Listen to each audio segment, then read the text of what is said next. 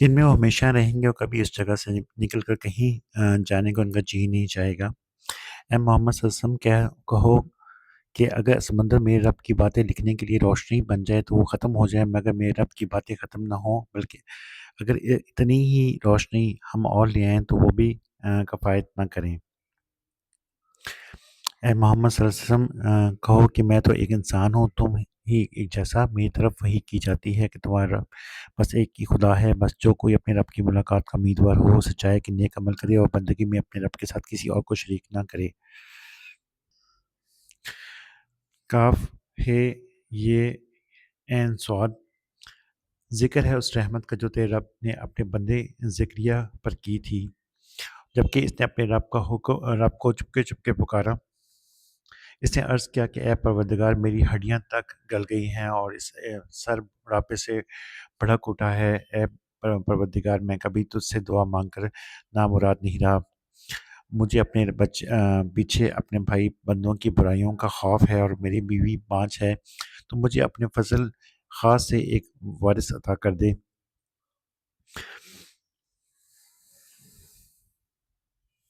جو میرا وارث بھی ہو اور اہل یعقوب کی میراث بھی پائے۔ اور اے پروردگار، اس کو ایک پسندیدہ انسان بنا۔ جواب دیا گیا کہ اے زکریا، ہم تجھے ایک لڑکے کی بشارت دیتے ہیں جس کا نام یحییٰ ہوگا۔ ہم نے اس کا نام کا کوئی آدمی اس سے پہلے پیدا نہیں کیا۔ عرض کیا کہ پروردگار، بھلا میرے ہاں کیسے بیٹا ہوگا جبکہ میری بیوی بانجھ ہے اور میں بوڑھا ہو کر سوکھ چکا ہوں؟ جواب ملا کہ ایسا ہی ہوگا، تیرا رب فرماتا ہے کہ یہ تو میرے لیے ایک ذرا سی بات ہے، اگر اس سے پہلے میں تجھے پیدا کر چکا ہوں جبکہ تو کوئی چیز نہ تھا۔ ذکریا نے کہا کہ پروردگار، میرے لیے کوئی خاص نشانی مقرر کر دے۔ فرمایا، تیرے لیے نشانی یہ ہے کہ یا تو بہم 3 دن لوگوں سے بات نہ کر سکے گا۔ چنانچہ وہ محراب سے نکل کر اپنی قوم کے سامنے آیا اور اس نے اشارے سے ان کو ہدایت کی کہ صبح و شام تسبیح کرو۔ اے یحییٰ، کتاب الہی کو مضبوط تھام لے، اور ہم نے اسے بچپن ہی میں حکم سے نوازا اور اپنی طرف سے اس کو نرم دلی اور پاکیزہ عطا کی، اور وہ بڑا پرہیزگار اور اپنے والدین کا حق شناس تھا۔ وہ جبار نہ تھا اور نہ ہی نافرمان۔ سلام اس پر جس روز کہ وہ پیدا ہوا اور جس دن وہ مرے اور جس روز وہ زندہ کر کے اٹھایا جائے۔ اور اے محمد صلی اللہ علیہ وسلم، اس کتاب میں مریم کا حال بیان کرو جبکہ وہ اپنے لوگوں سے الگ ہو کر شرقی جانب کوشہ نشین ہو گئی تھی اور پردہ ڈال کر اسے چھپ بیٹھی تھی، اس حالت میں کہ ہم نے اس کے پاس اپنی روح کو یعنی فرشتے کو بھیجا اور اس نے اس کے سامنے ایک پورے انسان کی شکل میں نمودار ہو گیا۔ مریم یکا یک بول اٹھی کہ اگر تو خدا ترس آدمی ہے تو میں تجھ سے رحمان کی پناہ مانگتی ہوں۔ اس نے کہا کہ میں تو رب کا فرستادہ ہوں اور اس لیے بھیجا گیا ہوں کہ تجھے ایک پاکیزہ لڑکا دوں۔ مریم نے کہا کہ میرے ہاں کیسے لڑکا ہوگا جبکہ مجھے کسی بشر نے چھوا تک نہیں ہے اور میں کوئی بدکار عورت نہیں ہوں۔ فرشتے نے کہا ایسا ہی ہوگا، تیرا فرماتا ہے کہ ایسا کرنا میرے لیے بہت آسان ہے، اور ہم نے یہ اس لیے کریں گے کہ اس لڑکے کو لوگوں کے لیے ایک نشانی بنائیں اور تیری طرف سے ایک رحمت، اور یہ کام ہو کر رہنا ہے۔ مریم کو اس بچے کا حمل رہ گیا اور وہ اس حمل کو لیے ہوئے ایک دور کے مقام پر چلی گئی، اور پھر زچگی کی تکلیف نے اسے ایک کھجور کے درخت کے نیچے پہنچا دیا۔ وہ کہنے لگی کاش میں اس سے پہلے ہی مر جاتی اور میرا نام و نشان نہ رہتا۔ فرشتے نے پانتی سے اس کو پکار کر کہا کہ غم نہ کر، تیرے رب نے تیرے نیچے ایک چشمہ رواں کر دیا ہے، اور تو ذرا سی اس درخت کے تنے کو ہلا، تیرے اوپر تر و تازہ کھجوریں ٹپک پڑیں گی، بس تو کھا اور پی اور اپنے آنکھیں ٹھنڈی کر۔ پھر اگر کوئی تجھے نظر آئے اسے کہہ دے کہ میں نے رحمان کے لیے دروازے کی نظر مانی ہے، اس لیے آج میں کسی سے نہ بولوں گی۔ پھر وہ اس بچے کو لیے ہوئے اپنی قوم میں آئی، لوگوں کہنے لگے کہ اے مریم، یہ تو نے بڑا پاپ کر ڈالا۔ اے ہارون کی بہن، نہ تیرا باپ کوئی برا آدمی تھا اور نہ ہی تیری ماں ہی کوئی بدکار عورت تھی۔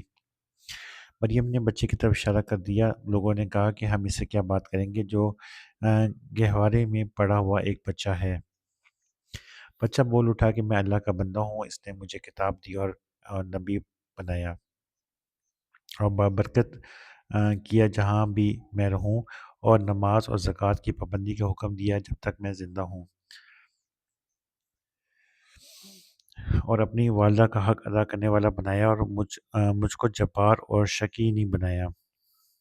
سلام ہے جب مجھ پر جب کہ میں پیدا ہوا اور جب کہ میں مروں اور جب کہ زندہ کر کے اٹھایا جاؤں۔ یہ ہے عیسیٰ علیہ السلام ابن مریم، اور یہ ہے اس کے بارے میں وہ سچی بات جس میں لوگ شک کر رہے ہیں۔ اللہ کا یہ کام نہیں ہے کہ وہ کسی کو بیٹا بنائے، وہ پاک ذات ہے۔ وہ جب کسی بات کا فیصلہ کرتا ہے تو وہ کہتا ہے کہ ہو جا، بس وہ ہو جاتی ہے۔ اور عیسیٰ علیہ السلام نے کہا تھا کہ اللہ میرا رب بھی ہے اور تمہارا رب بھی، بس تم اسی کی بندگی کرو، یہی سیدھی راہ ہے۔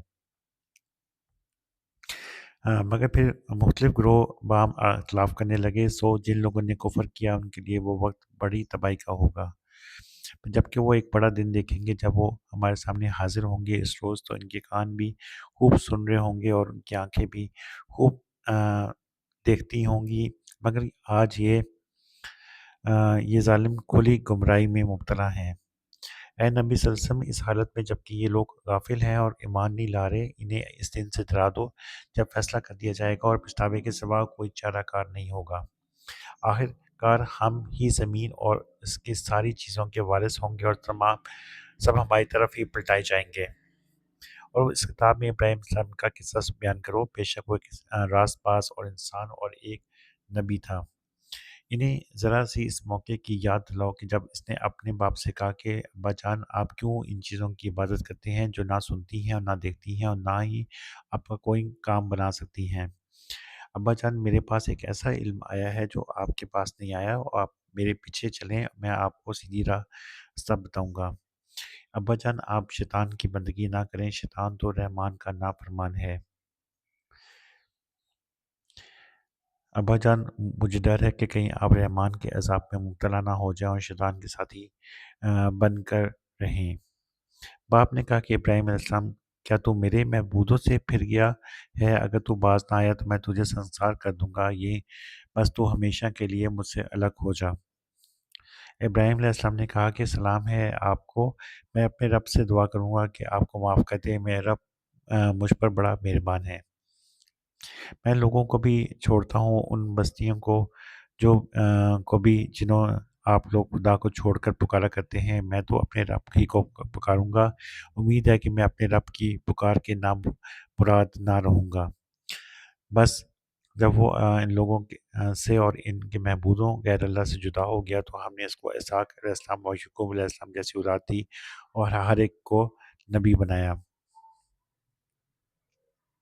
اور ان کو اپنی رحمت سے نوازا اور ان کو سچی نام وردی عطا کی۔ اور ذکر کرو اس کتاب میں موسیٰ علیہ السلام کا کہ وہ ایک چیدہ شخص تھا اور رسول نبی تھا۔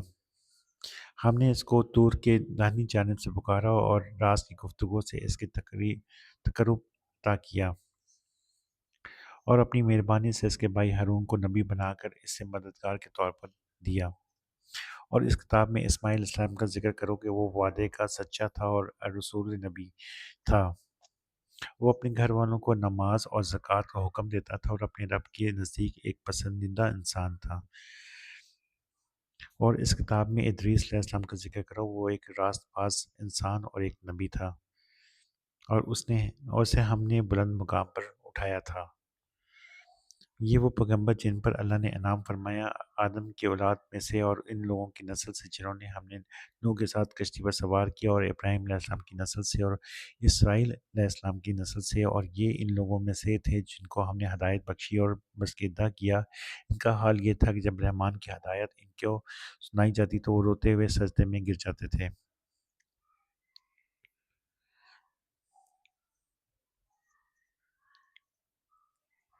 پھر ان کے بعد وہ ناخلف لوگ ان کے جانشین ہوئے جنہوں نے نماز کو ضائع کیا اور خواہشات نفس کی پیروی کی، بس قریب ہے کہ وہ گمراہی کے انجام سے دوچار ہوں۔ البتہ جو توبہ کر لیں اور ایمان لے آئیں اور نیک عملی اختیار کریں، وہ جنت میں داخل ہوں گے اور ان کی ذرا برابر حق تلفی نہ ہوگی۔ ان کے لیے ہمیشہ رہنے والی جنتیں ہوں گی جن کا رحمان اپنے بندوں سے दरपर्दा वादा कर रखा है और यकीनन ये वादा पूरा होकर रहना है। वहाँ कोई बेहुदा बात ना सुनेंगे, जो कुछ भी सुनेंगे ठीक ही सुनेंगे और उनका रिज़्क इन्हें बेहम सुबह और शाम मिलता रहेगा। ये है वो जन्नत जिसका वारिस हमने अपने बंदों में से इसको बनाएँगे और जो परहेज़गार रहा है। ऐ मोहम्मद सल्लल्लाहु अलैहि वसल्लम, हम तुम्हारे रब के हुक्म के बगैर नहीं उतरा करते। जो कुछ हमारे आगे है और जो कुछ पीछे है और जो कुछ इसके दरमियान है, हर चीज़ का मालिक वही है और तुम्हारा रब भूलने वाला नहीं है। वो रब है जो आसमानों का और ज़मीन का और इस सारी चीज़ों का जो आसमान और ज़मीन के दरमियान है। बस तुम इसकी बंदगी करो और इसकी बंदगी पर साबित कदम रहो। क्या ये कोई बस्ती तुम्हारे इल्म में इसकी हम पला है? इंसान का कहता है कि क्या वाक़ई जब मैं मर चुकूँगा तो फिर ज़िंदा करके निकाल लाया जाऊँगा? क्या इंसान को याद नहीं आता कि हम पहले इसको पैदा कर चुके हैं जबकि वो कुछ भी ना था? तेरे रब की कसम, हम ज़रूर इन सबको और इनके साथ शैतान को भी घर लाएँगे और फिर जहन्नुम की लाकर इन्हें घुटनों के बल गिरा देंगे। फिर वो हर मुद्दे में से इस शख्स को छाँट लेंगे जो रहमान के मुकाबले में ज़्यादा सरकश बना हुआ था।